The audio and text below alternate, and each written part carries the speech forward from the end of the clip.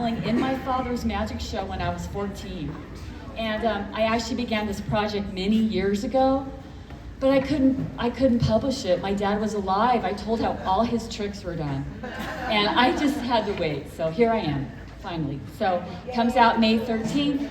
I'm going to read a small section. It's about on tour, our first show, and it's a scene. We're off stage and on stage. Before my dad left backstage, Mom stopped him, wrapping him in a dense cloud of wafting hairspray. She delicately leaned forward and softly said, "Lee, do you have everything?"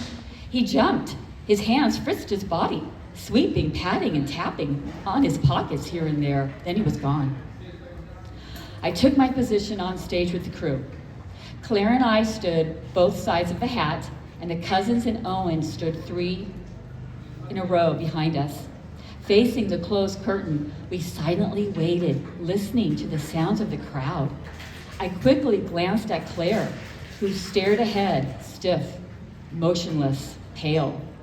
She was as spooked by the big crowd as I was. A recording of a man's voice suddenly boomed over the speakers.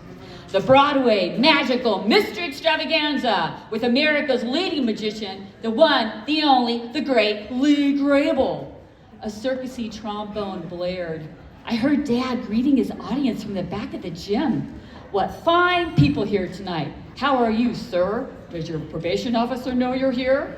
A round of rollicking laughter. "Hello, ma'am. Don't you look nice tonight? Great thigh job." He was walking down the aisle, heading our way. The crowd rumbled as grand symphonic music kicked in over the speakers. I stared at the closed curtain and braced myself.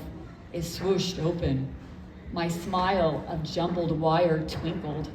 Dad leaped up the steps, waving his top hat in red silk, illuminated by a blaze of blue-white spotlight so strong it created an astral halo around his head.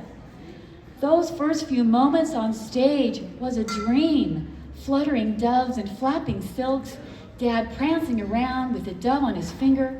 The spotlight was so blinding. I couldn't see the crowd, and I didn't know what they thought of us. I felt sweaty under my arms.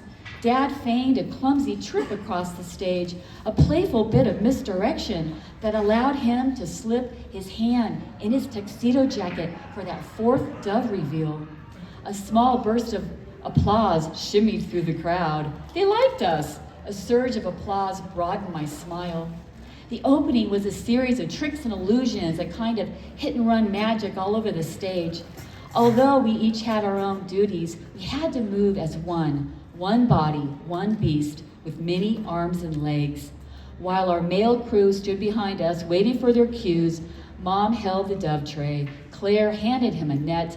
I retrieved a dove, holding it tight as I hurried off stage. For one moment in the wings, I had the sense of rushing bodies and being caught between dark and tremendous light. Oh, nice.